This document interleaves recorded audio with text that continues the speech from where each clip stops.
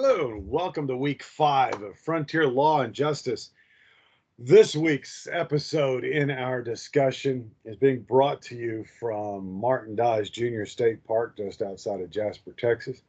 It's raining outside, so I'm filming inside. My wife Sonia and our son Jacob are what we call upstairs in the bedroom, so if you hear them in the background, please disregard and excuse the noise. Jacob can get loud from time to time, and hopefully we're not going to have any issues or anything, although he's never an issue, even when he gets loud. So you'll just have to deal with it. This week's episode is about the Lincoln County War. And everybody likes the Lincoln County War because it deals with Billy the Kid. And Billy the Kid is surrounded with myth and legend and truths and half-truths and the whole story around the Lincoln County War is something that we as Texans take great interest in. Why? Because it happened in New Mexico. Nothing good happens in New Mexico. But that's not exactly true. New Mexico is filled with history. There's a couple sheriffs and U.S. Marshals that worked out of Silver City that have their own fame. Again, I've got their books in my office. You're welcome to come borrow them and read about them if you want once I get back to town. But we'll get to Billy the Kid and the Lincoln County War later. What I want to talk about right now is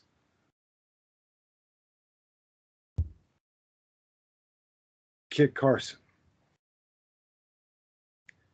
and Fort. Jeez, I forgot the name of the fort. Hold on, give me a second.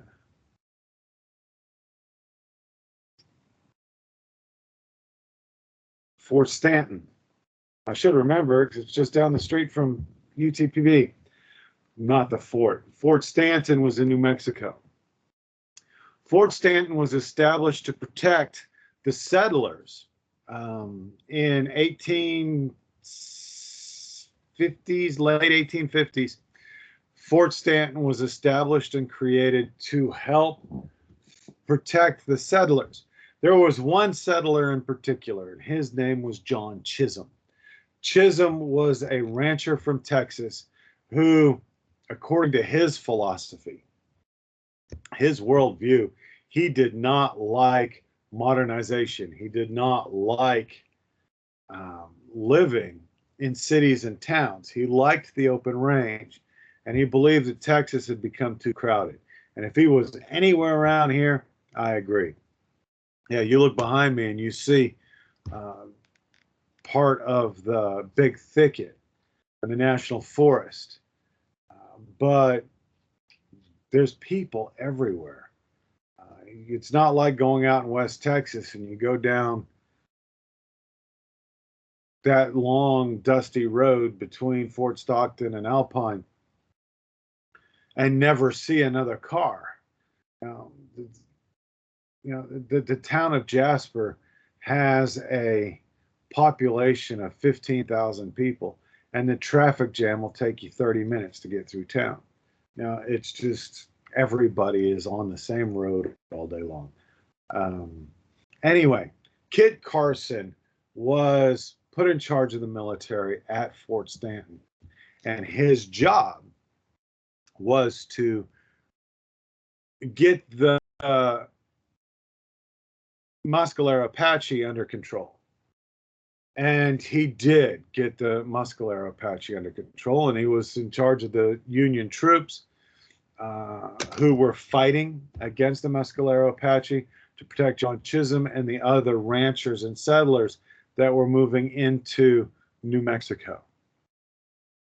And the New Mexico territorial government under Governor Axtell, created Lincoln County. Lincoln County was the largest of the counties in New Mexico. It was also the largest county in the United States at the time. Today, that title goes to Brewster County down in the Big Bend of Texas, because Lincoln County has been split up into several different counties. But Lincoln County comprised of 1/5 of the territory of New Mexico. So the sheriff of Lincoln County covered a whole lot of area and roundabouts. Bill White, or Waite, was the sheriff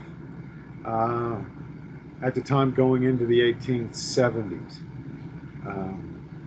But what happened was, in 1861, the Confederates from Texas came and they took over New Mexico.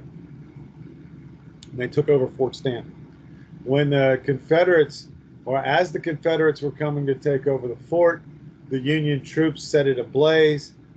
The Indians in the reservation, the Mescalero Apache, about 800 Mescalero Apache on the reservation, escaped and went back into the mountains, on the Sierra Blanca Mountains. Today they're called the Black Range. And the Black Range, it's where the Gila National Forest is. If you've ever seen the Gila cave dwellings in Silver City, which would eventually become Grant County, as a way to memorialize and to make Ulysses S. Grant, who'd become president, a hero. They memorialized him through Grant County. They also did this as a stab to Texas, because Texas was trying to claim sovereignty over New Mexico again, and to make New Mexico part of Texas and the state of Texas. At that particular time in 1861, the independent country of Texas. After the Civil War in 1865, Texas was still not granted resubmission to the United States. Texas did not become part of the United States again until their Constitution was approved, which was in 1872. And Texas would try to seize control and sovereignty over New Mexico. So as a poke in the eye to Texas, the New Mexico territorial government created Grant County, which is where Silver City is today. But Lincoln County, headquartered in Lincoln, went from Lincoln, which was in southern New Mexico, west of Texas, west of the Panhandle, west of the El Paso branch of Texas. And it went as far north and west as Silver City, as far east and north as Fort Sumner. And Fort Stanton was in the middle of these two ridges, these two mountain chains, parts of the Rocky Mountains. And Kit Carson was put in charge. In 1862, the Union troops retook New Mexico, forcing the Texas Confederates back into Texas, and they reoccupied Fort Stanton. The government at the time, under Abraham Lincoln, and again, still Governor Axtell, created Fort Sumner. And at Fort Sumner, this is where Pete Mitchell's house, Maxwell's house was at Fort Sumner. They created a 1 million-acre reservation for the Mescalero Apache and the Navajo Indians. And starting in 1862, using branches of the Buffalo Soldiers and the White Soldiers and the cavalry, went on a slash and burn campaign against the Mescalero Apache and the Navajo. They killed all of their food sources. They burned all of their food sources, and they left these Aboriginal peoples to starve to death, so that they would surrender. And Kit Carson put them on the reservations at Bosque Redondo, which is at Fort Sumner, which is it's about an hour and a half north of Carlsbad Caverns, if you're looking at a map. So there were 400 Mescalero Apache put on this, and were 8,000 Navajo. The Navajo were actually from Arizona, and Kit Carson forced them on what's been called the Long Walk. By the time that they closed the reservation in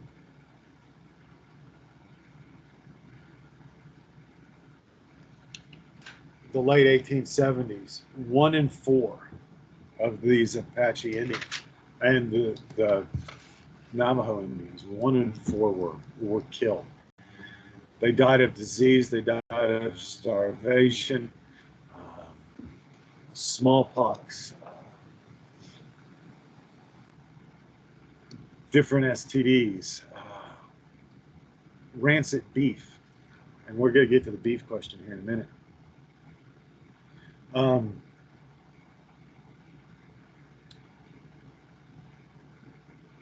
All of the Native Americans were herded up into these reservations in New Mexico.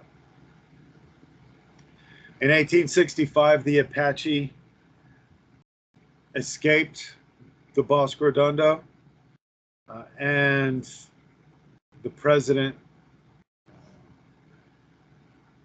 not Lincoln because he was dead, the president commissioned the Buffalo Soldiers to track down and destroy the Mescalero Apache. Most of the wars and most of the battles with the Mescalero Apache were between the Apache and the African American soldiers of the United States military.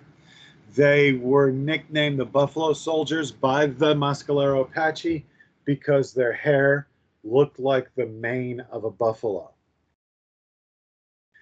So 1865 to 1867, or up to 1871, the Buffalo Soldiers went on a slash and burn annihilation of the Mescalero Apache until the Mescalero Apache would finally surrender because they were no match to the Buffalo Soldier. Some of the descriptions from Geronimo, if you go up to the Gila National Forest, they've got this thing, because that's where, and the Gila cliff dwellings, they got a lot of history about Geronimo. Even Western New Mexico University has a lot of history about Geronimo because that was the land and that was the territory where he raided. And he said going up against the Buffalo Soldier was like standing without a weapon in front of a herd of buffalo. They will run you down and kill you without a second thought. Not a nice picture of the Buffalo Soldier. But anyway, by 1871, the Buffalo Soldiers were able to subdue the Mescalero Apache. They returned them to a rebuilt and reconstituted Fort Stanton. They found that the Mescalero Apache and the Navajo were arch enemies, and keeping them in the same reservation caused a lot of problems. One of the reasons why the Mescalero Apaches escaped was because of the resentment of the Navajo Indians and the Navajo tribe that was getting more attention from the Kit Carson and the caretakers. Shortly after Kit Carson and the Buffalo Soldiers put the Mescalero Apache and the Navajo under Thumb. They came civilization. John Chisholm was there.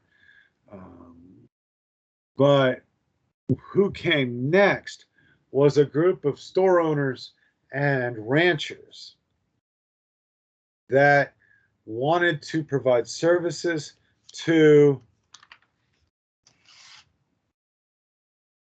the military and to get rich from the government off of the welfare program that they called the Indian Reservation System. Okay, so now we start seeing sides form. We start seeing a, like I said, John Chisholm was already there, but Lawrence Murphy and James Doolin and eventually John Riley would show up. And in Lincoln, which is where the headquarters was, the only store in town was owned by Murphy Dolan. It was called the Murphy Dolan Cattle Company and Banking. So all of the local small ranchers and farmers and settlers that were there were now being called homesteaders. And because they were on land that was claimed by Murphy Dolan. And Murphy Dolan had their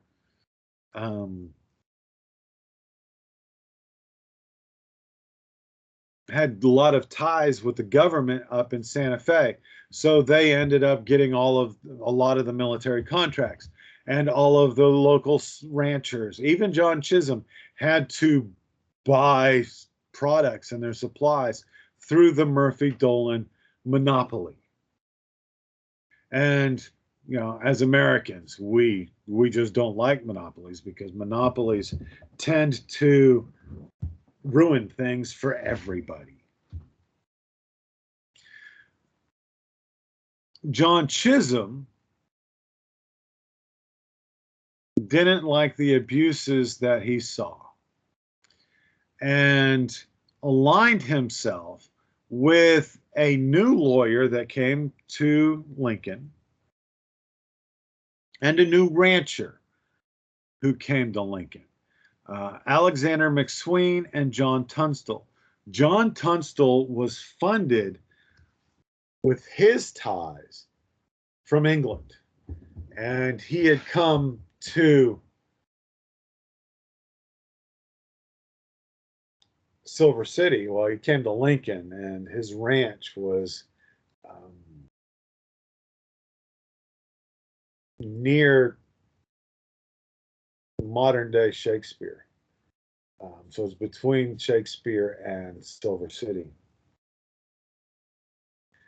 They felt, and the only real town or civilization at the time, you had El Paso, you had Las Cruces, you had Santa Fe and Albuquerque. But the next major centralized city in the state was in Lincoln. You had Fort Stanton, and you had Fort Sumner, and you had Silver City. Silver City, by the way, is the childhood home of Billy the Kid. It's also the home of Western New Mexico University. And McSween and Tunstall, with the financial backing of Chisholm,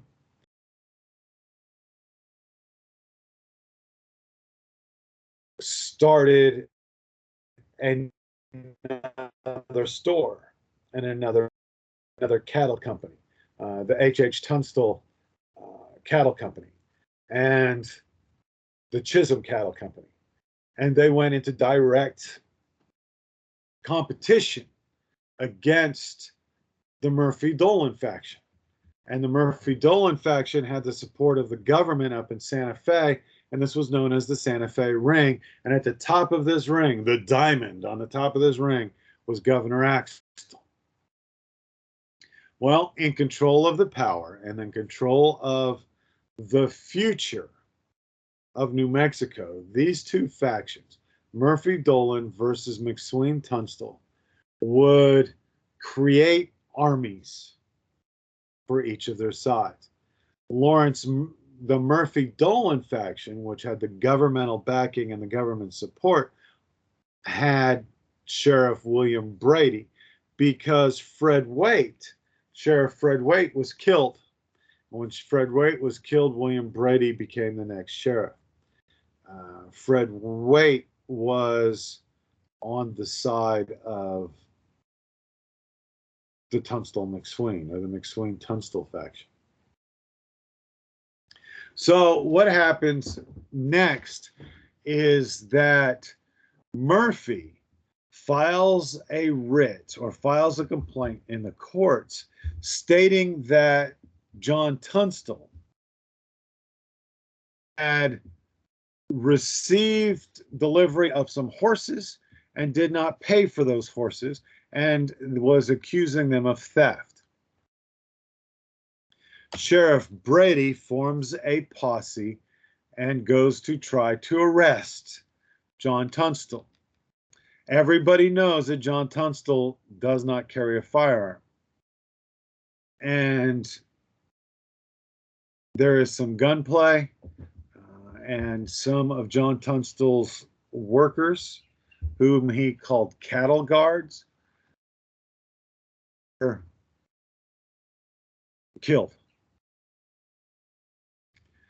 And because of this, John Tunstall decides that he needs to hire a band of cattle guards who are not afraid to use violence.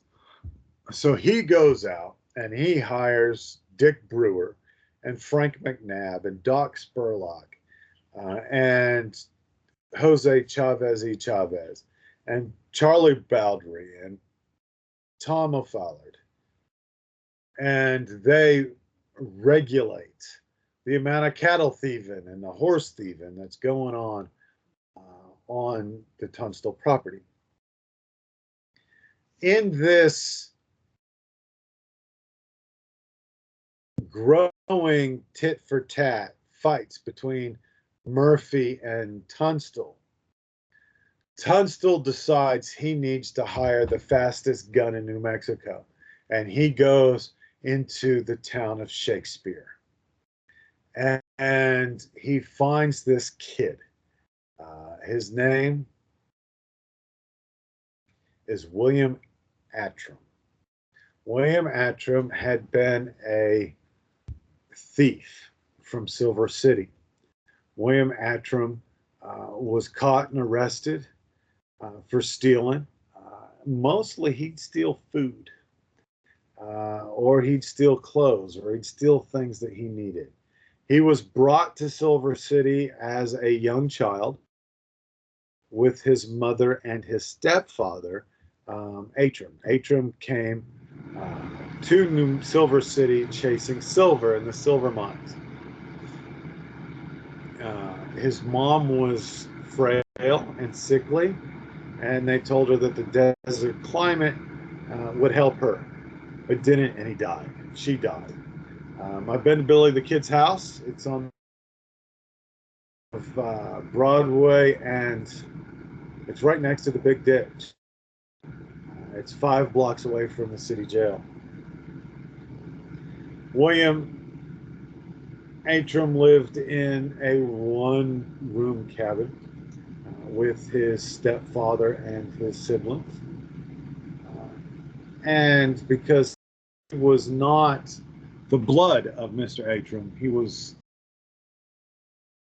left to go about doing his own thing. His mother was dead, and no other women would care for him and teach him and show him, and Dad just didn't care. Dad was an alcoholic. When he wasn't mining for silver, he was drunk.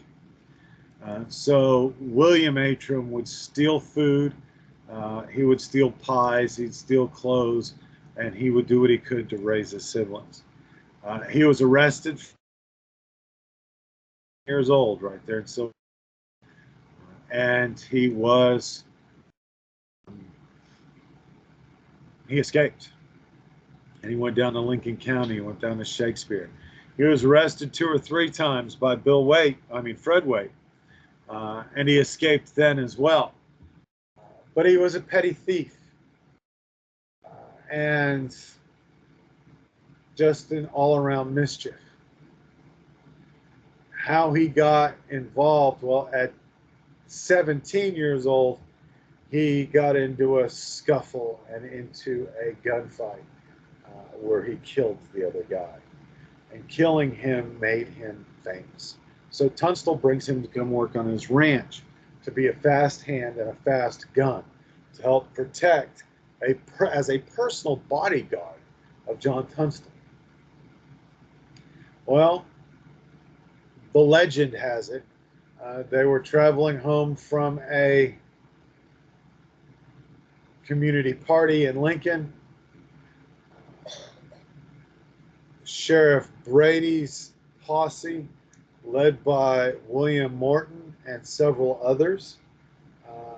Whether or not Sheriff Brady was there is not known, but it was a citizens posse authorized by Sheriff Brady, shows up under the lead of William Morton, and they kill John Tunstall. John Tunstall, Billy the Kid, promises vengeance. Again,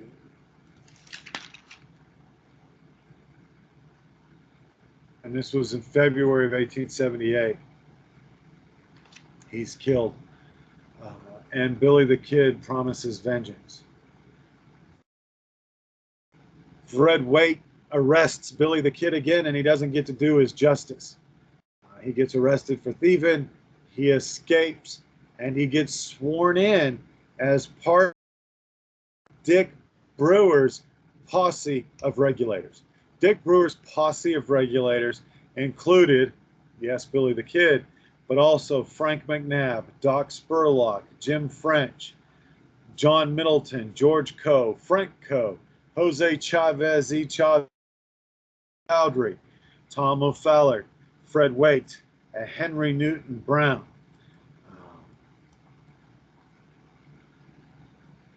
A lot of these names are going to become famous because they all become lawmen. Well, not all of them, but a lot of them become lawmen after the Lincoln County War.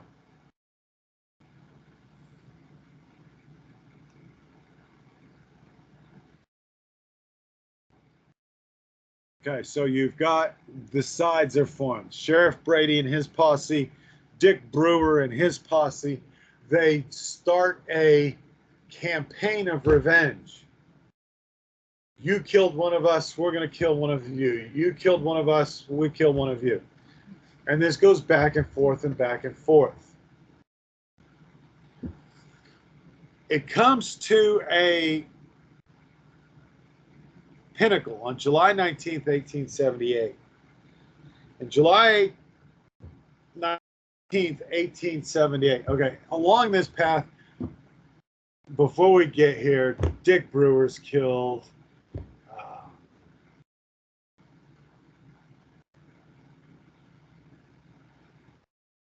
Score of, William Morton is killed with 6 other people.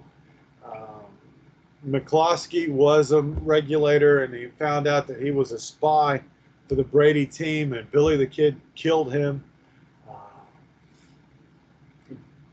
By the end of it all, Billy the Kid will have been given credit of killing 21 people. By the end of the Lincoln County War, on July 19th, 1878,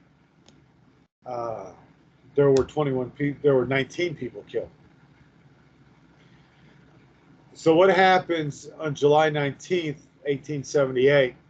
The regulators, now being led by Doc Spurlock, take up refuge in the home of Alexander McSween. So John Tunstall's dead, James Dolan's dead, Riley's dead.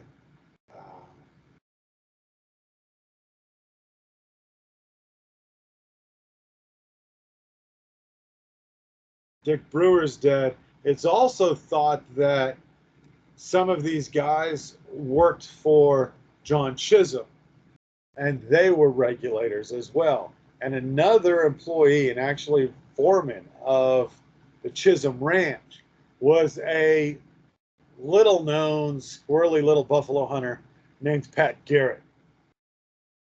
He'll become famous later in our story.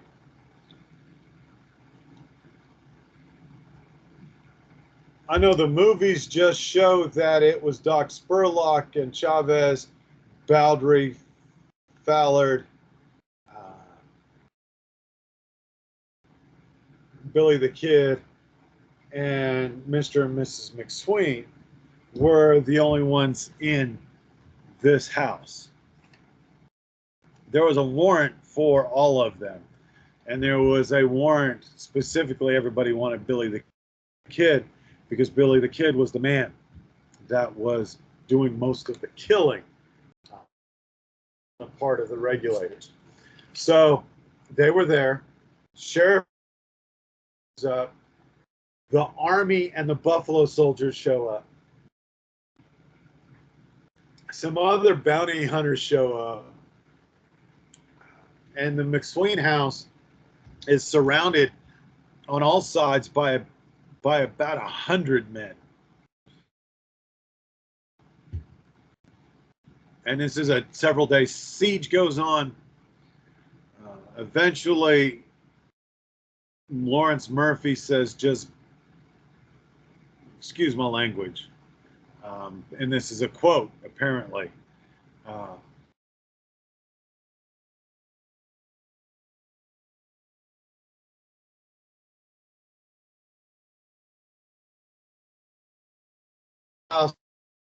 Blazing. Charlie Bowdry and Tom Fallard are killed and buried at Fort Sumner. Chavez, Billy the Kid, and others escape.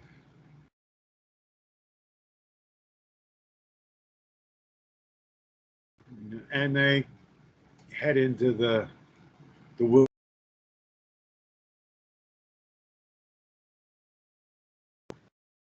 And they're heading to Fort Sumner, where Pete Maxwell's house.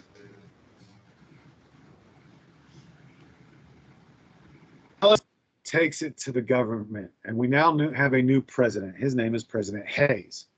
President Hayes sees the corruption of the Santa Fe ring, and he busts the Santa Fe ring, getting rid of Governor Axtell and replaces him with Lew Wallace.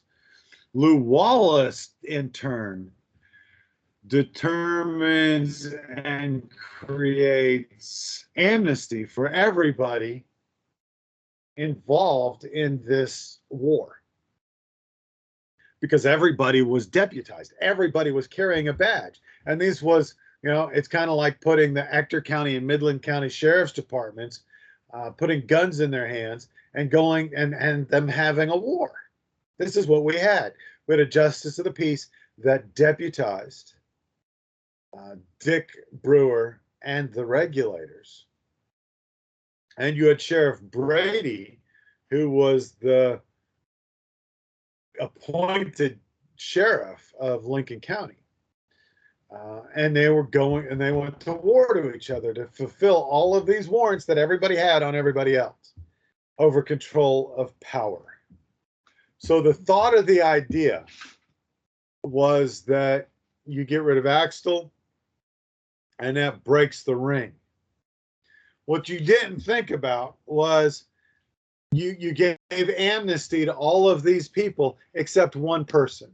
Lew Wallace refused to give amnesty to Billy the Kid. Billy the Kid still had these devout friends from the regulators who were still running with him. And he had brought some more people on, like Arkansas Dave Rudabaugh. And they now became a pure outlaw cattle rustling group. And they no longer cared who they were stealing cattle from. They were stealing cattle from Chisholm. They were stealing cattle from Murphy. They were stealing cattle from everybody. And in an ironic twist of what we saw in Arizona, they were bringing them to Mexico to sell.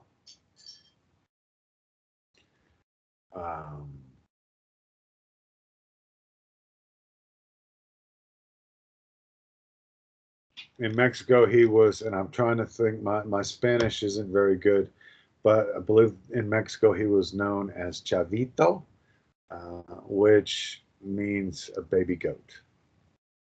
Uh, those of you that speak Spanish can correct me in the discussions or whatever.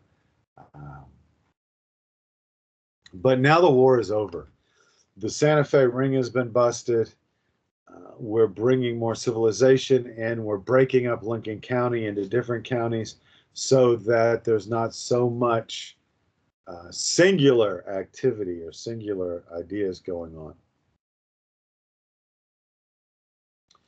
But Billy the Kid is still at large. Billy the Kid, because he wasn't given amnesty, Billy the Kid decided that the war wasn't over. In his mind, he was still fighting against the corruption of government. And he had this gang that was coming with him. Lew Wallace, Governor Lew Wallace, puts a $500 bounty on Billy the Kid's life on November 13th, 1878. He would be captured by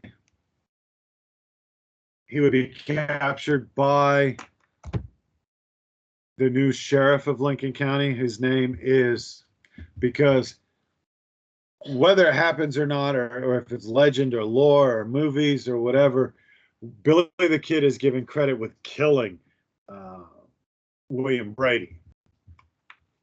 He's also given credit of killing Lawrence Murphy. I don't know how much truth there is in that. But let me see here.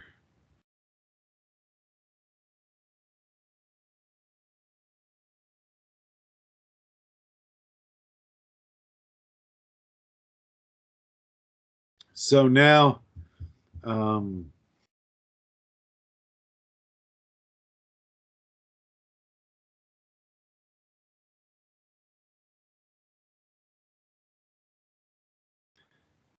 yeah, Lincoln County Sheriff William Brady formed a posse led by William Morton to seize the horses, and that started the whole war. Tunstall is killed.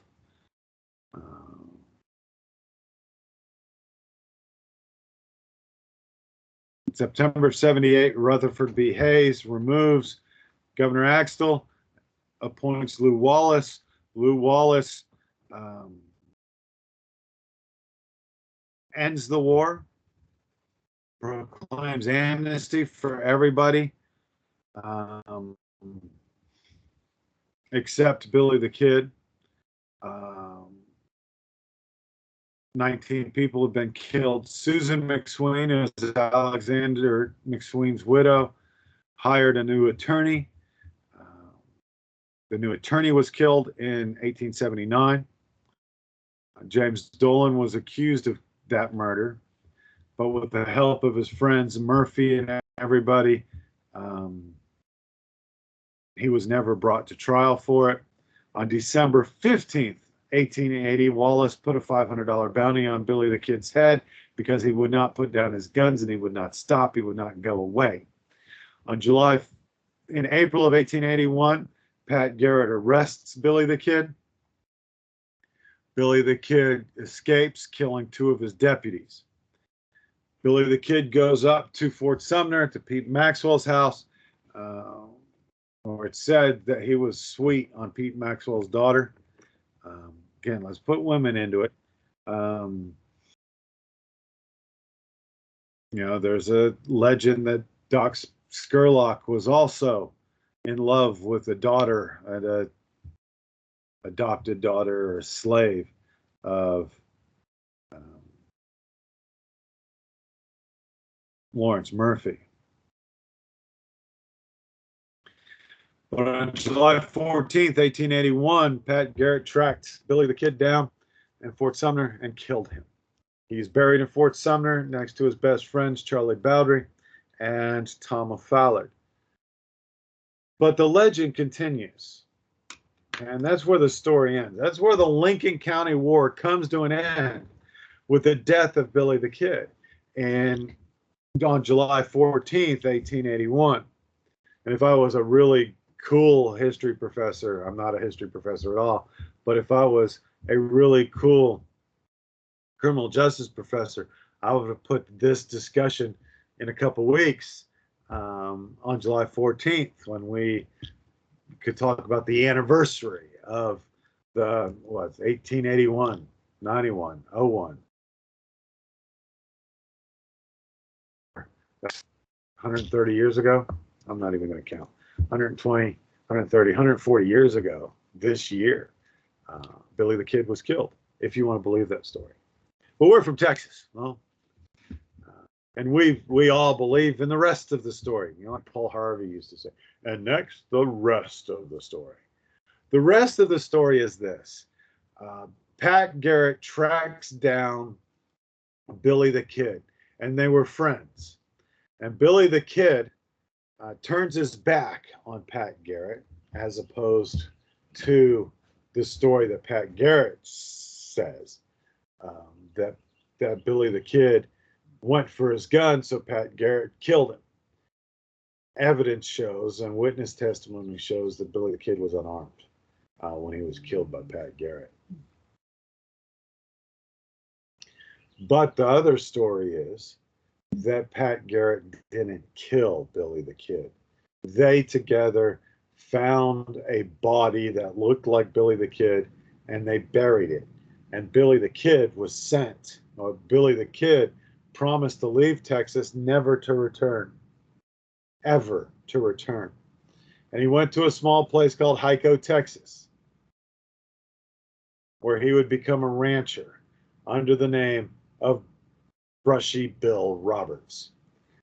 Brushy Bill Roberts would die in the 50s, claiming to be Billy the Kid and asking for amnesty and a full pardon, as was promised by Lew Wallace, although Lew Wallace never made that promise.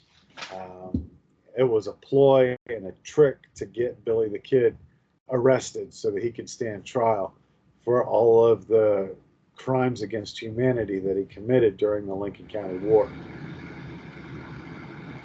So if you're ever near Hyco, Texas, they got a big museum about how Billy the Kid lived.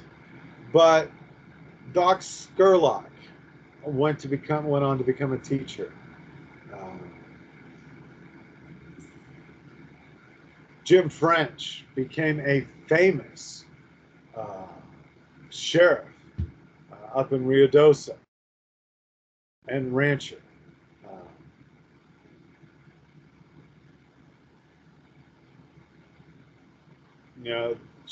Jose Chavez would bounce back and forth on either side of the badge for the rest of his life. He would, and also supported the claim that Brushy Bill Roberts was Billy the Kid. I know the legends and the stories show that Jose Chavez had a stomach wound in a gunfight with Pat Garrett, and that the truth isn't there. Chavez would be a cattle rustler, he'd be a sheriff, he'd be a U.S. deputy U.S. Marshal. He would serve all forms in the criminal. He was a practitioner for and against. Henry Newton Brown was killed. John Middleton would become a sheriff. And it just goes on and on and on. These guys from both sides of this war would go on into careers in law enforcement and criminal justice. Okay, so I'm going to see you in the forums. Please have your original posts done no later than Thursday night, so people can start on Friday. I will get things graded either later today or in the morning. I've got things to do, so I'll get this posted and loaded as quickly as I can. Have a great day.